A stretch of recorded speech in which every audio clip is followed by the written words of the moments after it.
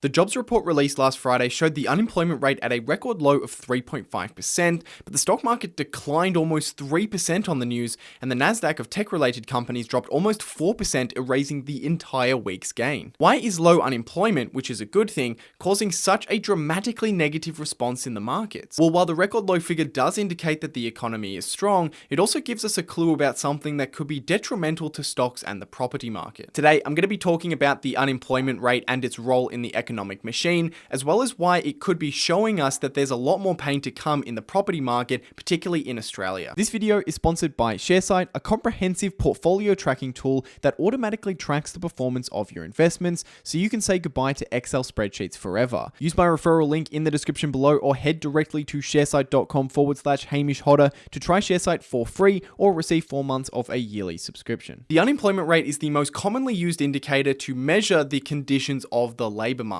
There are different variations in how it is calculated by different countries, but most major countries use similar measures. In Australia, the rate is calculated by taking the unemployed and dividing it by the labor force. Unemployed in this formula refers to people who are not in a paid job, but are actively looking for one. And the labor market, of course, refers to all of the people either working or actively looking for work. Over time, the unemployment rate does fluctuate, and its movements and changes over time are mostly caused by 3 different types of unemployment. The first is cyclical unemployment, which is caused by changes in economic activity. If the economy is in recession, for example, there will be less demand for goods and services, so people are buying less goods and services, people are saving a little bit more, and that essentially means businesses make less money or they need to supply less goods, which means that they lay off workers or just don't hire as many as normal, and through that process, it means more people as a percentage of the labor force will be unemployed. The opposite is also true. When there is increasing demand for products because the economy is going through a boom, then businesses will be looking to increase their supply of goods and services,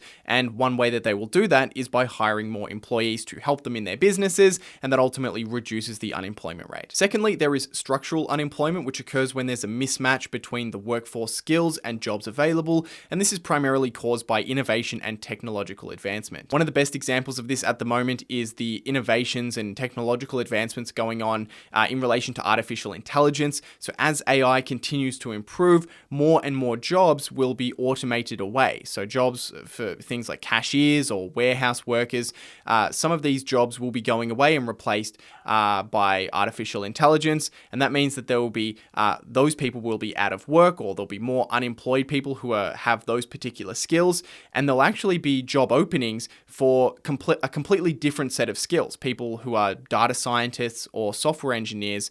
And that mismatch between people who want to work and what jobs are available given the current technologies and what is required can cause an increase in unemployment. And that's really important to understand, because it could be the case that there are plenty of jobs available, but it's simply that the people who want to work don't have the particular set of skills that are required for the jobs that are now available. And this would, of course, create some level of unemployment that will be changed over time, because if people are unemployed and they don't have the skills required to work the jobs that are available, then over time people will go to school, go to university, get those skills that are required, and those jobs eventually do get filled. And lastly, there's frictional unemployment, which is just the natural level of unemployment that occurs simply because there's often gaps between people switching jobs or careers. And this unemployment rate is one of the fundamental pieces of the economic machine as described by Ray Dalio. When there is strong demand for goods and services, businesses need to hire more workers and the unemployment rate goes down. So essentially, the unemployment rate can be used as an indicator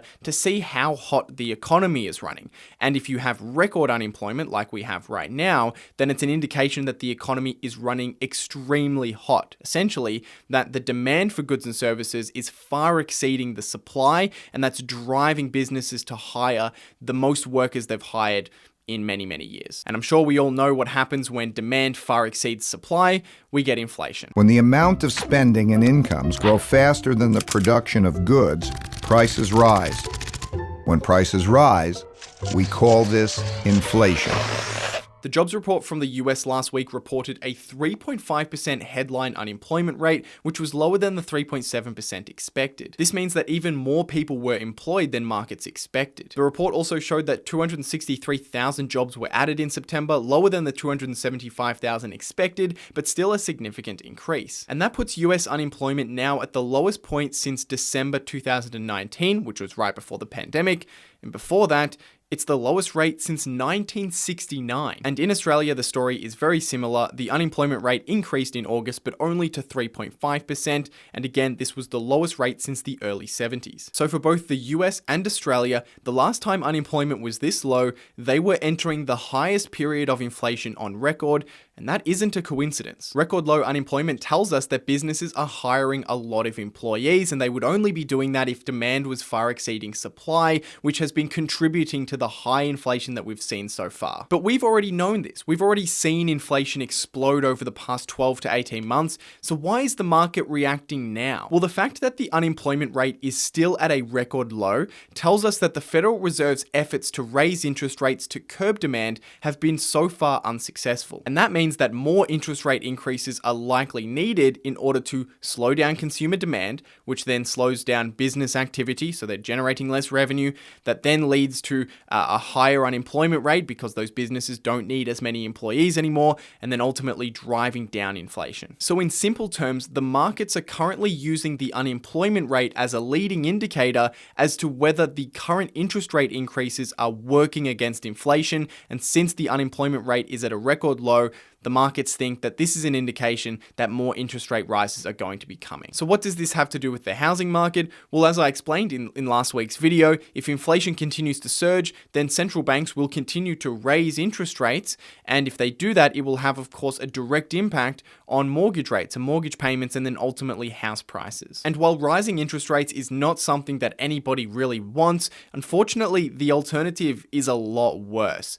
If central banks allow inflation to run and don't raise interest rates to get on top of it, it can spiral out of control very, very quickly. Think of it this way. If your cash is starting to lose 1/10 of its purchasing power every single year while it's sitting in the bank, you're going to be incentivized to make large purchases and lock in the lower prices for those goods. If you're going to buy a fridge over the next 5 years, right, you may as well do it now before your money loses purchasing power, or in other words, before the price of that fridge goes up at 10-15% per year for 3 or 4 years. But your behavior of wanting to spend your money because it's losing purchasing power, of course, increases demand and drives even more inflation, and that's how it can get into a really nasty downward spiral. And that circumstance is an absolute catastrophe that no one wants to go through, which is why central banks are taking it so seriously, or at least should be taking it seriously, and trying to get inflation down now. It's important to note that there are quite a few limitations to looking at the unemployment rate, and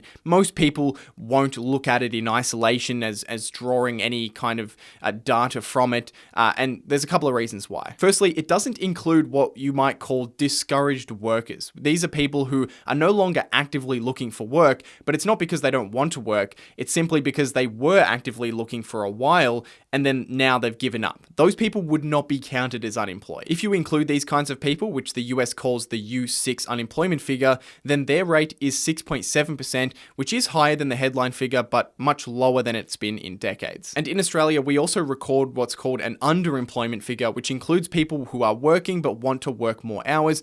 That rate in Australia is 5.8%. The unemployment rate also doesn't separate part-time and full-time workers, so there are other reasons other than increased productivity or increased demand that the unemployment rate could go down. So one very simple example is if everything else stayed the same and one business hired 2 part-time people to work the full-time job of a single person. So instead of hiring 1 full-time person, they hired 2 part-time people, then the unemployment rate would go down. There's more people employed out of the labor force, but there's actually no increase in the hours worked. So it's not a reflection of an increase in demand for workers, just a structure of how many people they've hired for the same amount of work. And for that reason, the Reserve Bank of Australia gives us some other data that gives us the full picture. One of those pieces of data is hours worked. In Australia, hours worked has increased 7.9% over the past 12 months, which is 136 million additional hours. And hours worked far exceeds pre-pandemic levels, which is a pretty strong indication that demand is still exceeding supply. In this video, I simply wanted to help you understand how one of the most important economic indicators works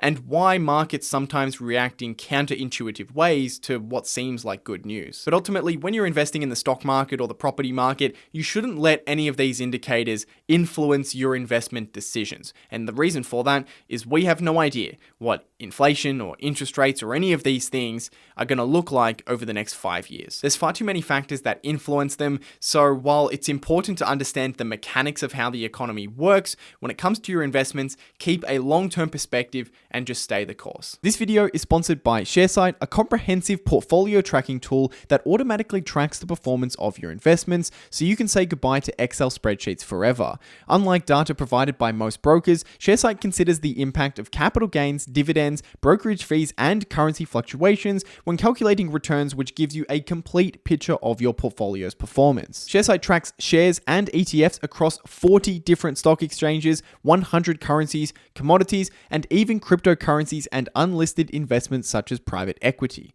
Plus, Sharesight makes tax time a breeze by giving you a simple but comprehensive view of your capital gains and dividend income impact. Use my referral link in the description below or head directly to sharesight.com/Hamish Hodder to try Sharesight for free or receive 4 months of a yearly subscription.